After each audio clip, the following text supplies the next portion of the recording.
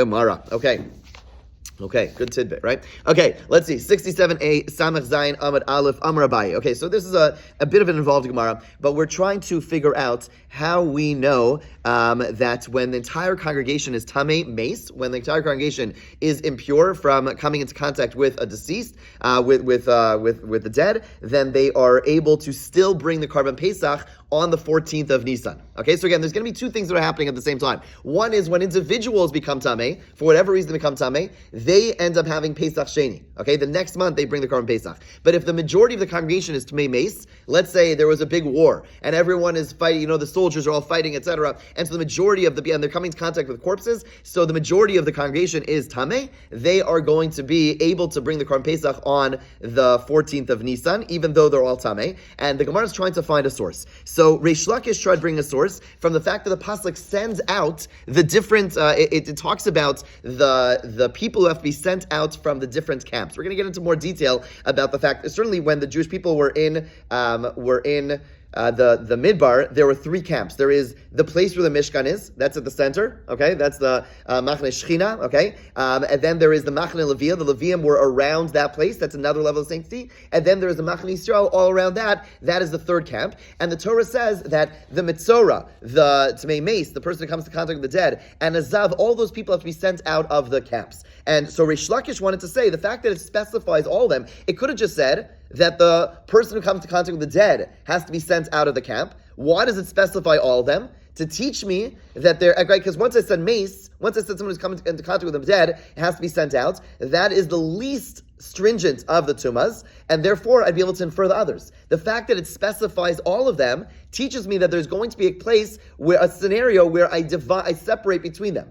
In a general case, they all have to be sent out of their camps. However, in one particular case, i.e. Pesach, which everyone is Tamei Mace, then they are going to be, then in that case we distinguish. If they are Tamei Mace, then we say we don't have to send them out. They're able to bring the Karban Pesach. If they're a Zav Mitzorah, then we would still have to, then they would not be able to bring the Karban Pesach. So in other words, the fact that it specifies them is to teach me that there is a scenario where we distinguish between them, and that the Tamei Mace is able to stay behind. However, the Gemara now asks, Amar Abaye. Abaye asked the following question. Let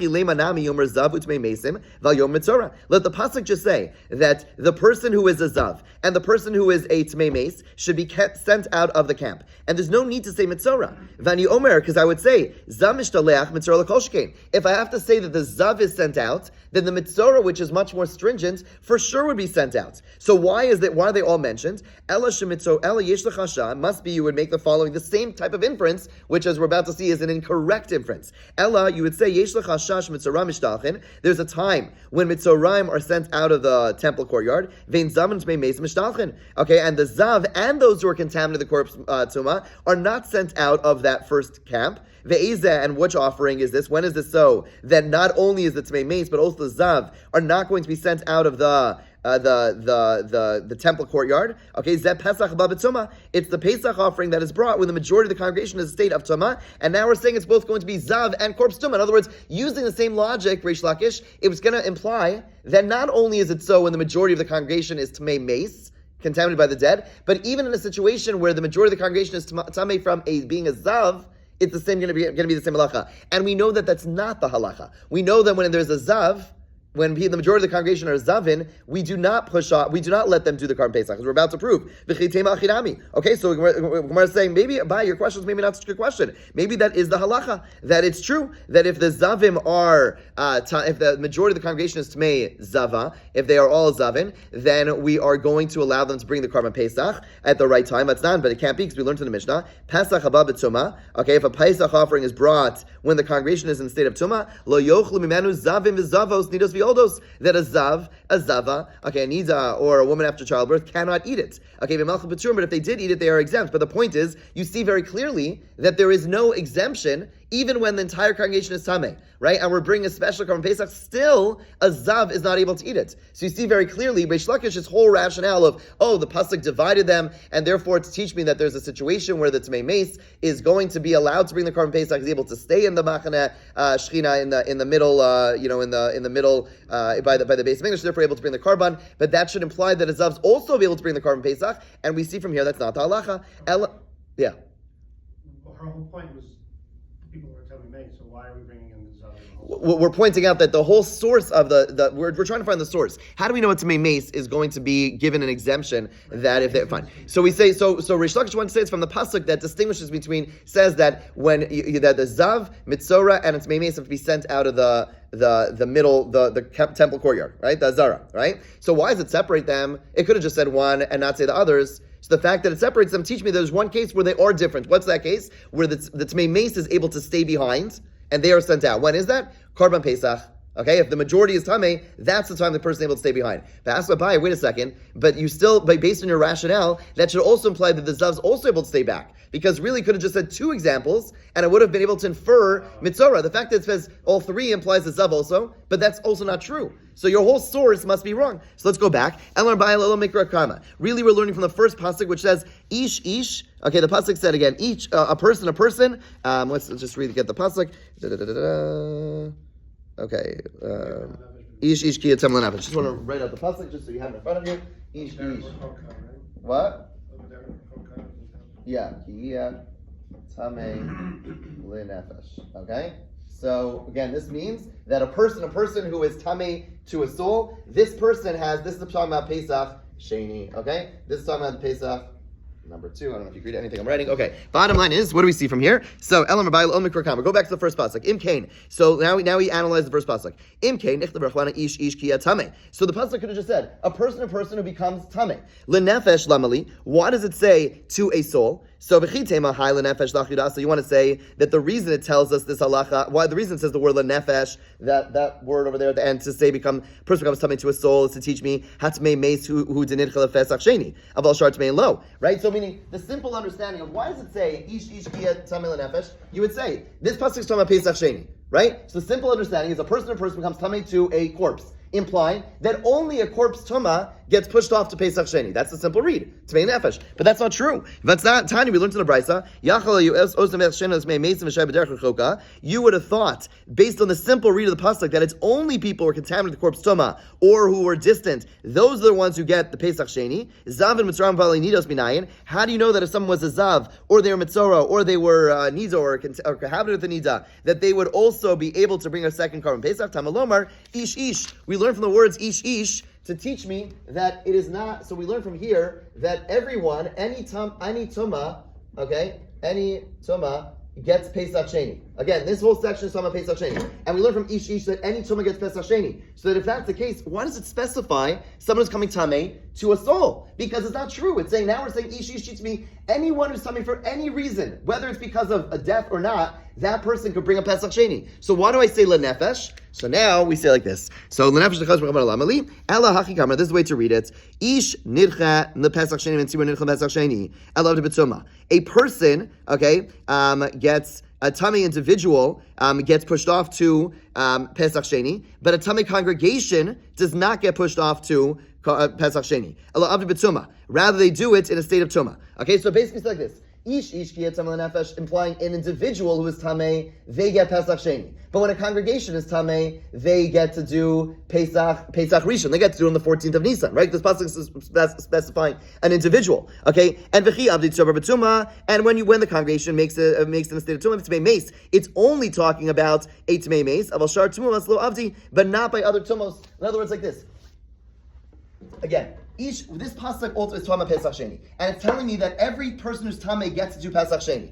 So why does it specify l'tamei nefesh? Why does it specify that it's talking about a corpse tuma? So the truth is, it's talking about a corpse tuma not for the main halacha, but the implied halacha. Because the explicit halacha is that an individual is tamei gets Pesach Sheni, but the implied halacha is that if the congregation is tamei, then they get to do it on the regular Pesach. Which tuma gets to do it on the original Pesach? Only tamei l'nefesh. Only the individual is tamei for the corpse tuma and not for any other type of tuma. Right? That's what the Gemara is now learning. In other words, because again, Pesach Sheni is true for any type of tuma. So why specify tamei nefesh, meaning a corpse tuma, to teach me that when it's not an individualized tuma, meaning it's the majority of the congregation that's tamei, which type of tuma? Tamei l'nefesh, then you do Pesach Rishon, you do it on the regular Pesach. Yeah? Okay, so bottom line is, that is the source. Now the Gemara goes ahead and and moves on to a bit of a different topic. So if that was not so clear, let's go on. Okay, Amr Chisda. Okay, so there are three different, so in Eretz Yisrael, when you're living in Eretz Yisrael, there was, in as much as the Mitzorah, while they were in the Midbar, he would be sent out, he or she would be sent out from all three camps. So too in Eretz Yisrael, the Mitzorah would be sent out from any walled city. And says Rav Chisda, Mitzorah who goes ahead after being sent out and goes into his boundary, goes back into a walled city. So Mitzorah shnichlas lefnim mechisaso pater, he does not get malchus, even though there's a violation for him to be in the walled city. Nonetheless, he doesn't get malchus. Why? Shenemar badad yeshe michutz l'machana mashavo. It says he shall dwell in isolation. Outside the camp shall be his dwelling place. Hakasov nitkol. The pasuk remove the prohibition and giving him a positive commandment. So what does this mean? So the classic example of this is the Torah says, don't steal. If you steal, return what you stole. So normally when it says do not do something, the punishment for that is malchus, lashes. But if it then goes ahead and tells you a way of remedying that, then you don't get malchus. So don't steal alone, you should get malchus. But it says don't steal. But if you stole, return it, teaches me I don't get malchus. Okay? Rather, I return it. Even if I don't return it, the point is that I will never get malchus because the Torah gives a remedy, meaning even if I don't return it, I still will not get malchus because the Torah, by definition, by giving a remedy, removes the punishment of malchus in doing so. So similarly over here too, the Mitzorah who goes ahead and leaves his, it's supposed to be outside of the walled city because he has Taras, and he goes back into the walled city, so he will not get malchus. Why? Because the Torah says, go outside the city, which is a way of saying, remedy this situation, similar to that case. Okay, that's Rav Chisda's halacha. If it doesn't have a remedy, that means there is no remedy, ever. Correct, the remedy is tshuva, malchus, etc. Yeah. Ask the Gemara, 67a, 3, Esvei. We have a question on Rav Chisda who said they don't get malchus because we have a brisa which says explicitly that he does. Mitzorah, we're at 67a, 3. Mitzorah shnichnas lefnim mechisaso barbaim. A Mitzorah who illegally enters his boundary does get 40 lashes. Okay?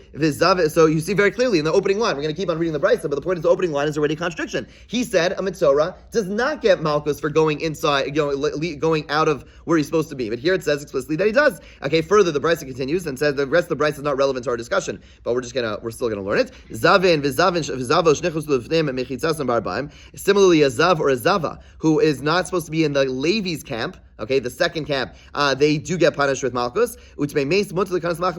Someone who is contaminated with corpse tuma is allowed to go into that second camp. And then we add, not only is it someone who's contaminated with corpse tuma is allowed to be in that middle camp, an actual corpse is allowed to be in the Levi camp. How do you know that? Shenemar, v'yikach Moshe's atmos Yosef imo. Imo b'mechitzah. So we know that who's the one who took the bones of Yosef out of Mitzrayim? It was Moshe. And it says that it was with him. So what does it mean it was with him? That means it was with him in the Machane Levia. So you see, so again, this is the way the when they were traveling in the desert, this is the way it kind of looked. You had the Mishkan over here, you had the Levium over here, and you had the rest of Bnei Israel over here, right? So over here, you can't have any corpses. You can't have a person who's tamei even by coming into contact with the mace, with the corpse. But the Machane Levia, not only are we seeing now you're allowed to have someone who is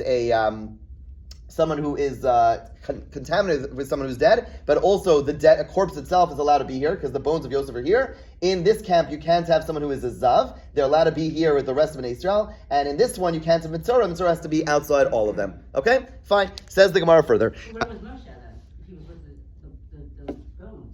He was there.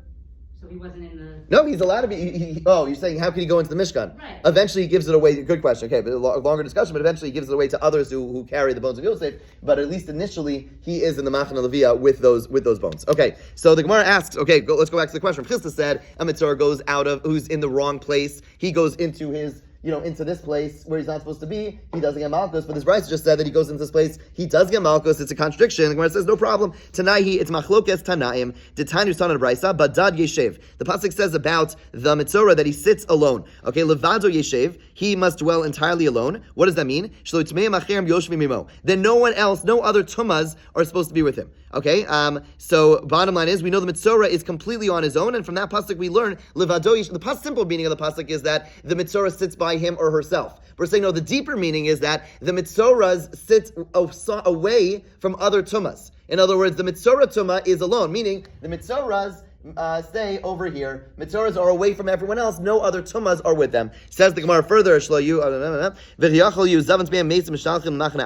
you would have thought that those who are contaminated corpse tuma and those who are zavim shall all be in the machna leviyah. Okay, meaning, so based on the pasuk Badad Yeshev, you would not know anything about a zav. You would say a zav could just be over here. The Gemara says, no, tamalom rav leitamu es machanehem. They shall not contaminate their camps. Litem machna lazeh umachna lazeh. To teach me that each one has their own camp. So basically the way to learn the pasuk is like this. Mitzora is Badad Yeshev, he's sent out entirely, he's not with anyone else. But then it says each one has their own camp. So we mean each one has their own camp. So we learn that the zav, who is more chamor, is more stringent than the mace, will go to his own camp. He's kicked out of this camp, and the person who's tamei mace will be in this camp, right? And the one who's tamei mace will be in this camp, will be in the Levi, but he'll be. Each one has their own place. Machanehem means that they each have their own camp that they're kicked out of. Those are the words of Yehuda. Okay, and there's the halacha. The halacha is someone who's tamei mace can't be in the Mishkan, but they could be in the Machna Leviyah. Someone who's a zav cannot be in the Levi, but could be in Bnei Yisrael, and a Mitzora is going to be outside the mall. Okay, so far so good. Rav Shimon Omer, Eino Tzarech. Rav Shimon says, I agree with you in the halacha, but your psukim are not necessary. Why? Because Hari Omer, the pasuk says, pasuk says, send out of the camp a Mitzora, a Zav, and anyone contaminated corpse. Yomer Tmei Mace. So now the Gemara asks, why does it just say Tmei Mace? It could have just said, send out of the camp all these people, but it could have just said, just send out the tumah who has corpse tuma. And there's no need to mention a zav tuma, because a zav tuma is more stringent, as we're going to see soon, than a corpse tuma. So all you had to say was send out the corpse tuma, and you would know zav tuma. I would know a corpse tuma is sent out, for sure a zav. Lama nemer zav. So why does it say zav? 6784.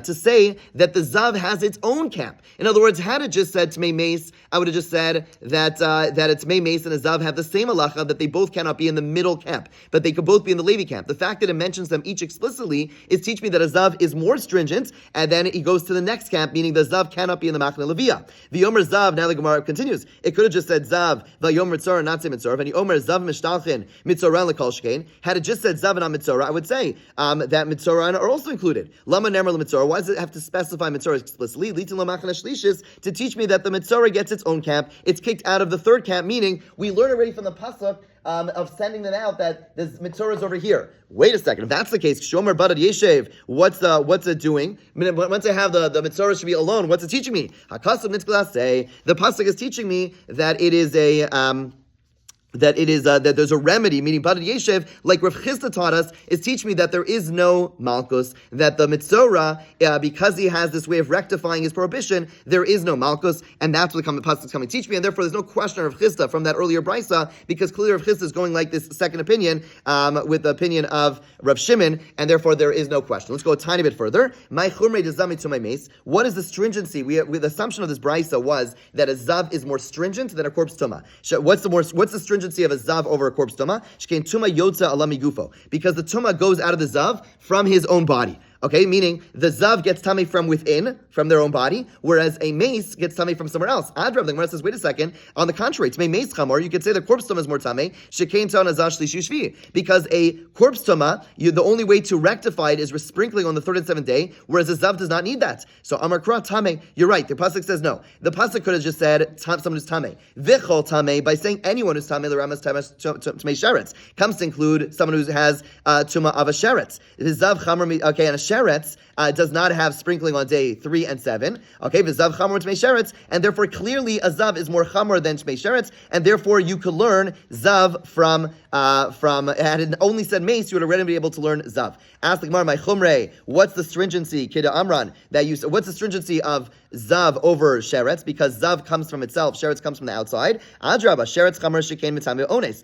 A sheretz is more stringent, that if a sheretz touches you against your will, by mistake you touch a sheretz, you're going to become tameh. A zav, the only way you're tameh is by having a discharge of a zav is a very limited case where you have it by an illness. But if let's say you have it because let's say you were jumping excessively, you ate the wrong foods, and therefore you had this zav discharge, you will not become tameh. So you see it's more limited. Amri, they answered 67b1. I'm sorry for going a little over. Ki hai gavna zav nami mitameh ones. Akid Rav Huna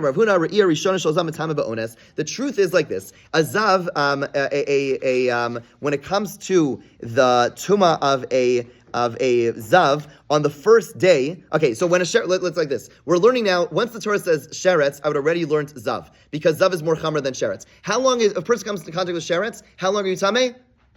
1 day, just that day. Okay, so and that tuma. So by the zav, also we're talking about the 1 day of tuma. By a zav a person who has a discharge of a zav, even if it's happening be'ones, meaning not in the typical medical issue, but a person ate the wrong foods, jumped in the wrong way, whatever it is, and therefore they have this discharge. You'll have this concept of zav be'ones if for a 1 day tuma, and therefore if we're trying to learn from a sheretz tuma and say that once we know sheretz tuma, we for sure know zav tuma, and we said, oh no, it's different because of the fact that it's be'ones. The truth is by a sheretz, by a zav, also for the first day, it's also done be'ones, and therefore we could learn zav from sheretz. I know that's a lot. Next time it's a little bit shorter. Thank you, Ross Millman, for giving the shir tomorrow, and thank you, Max, for giving it on Sunday.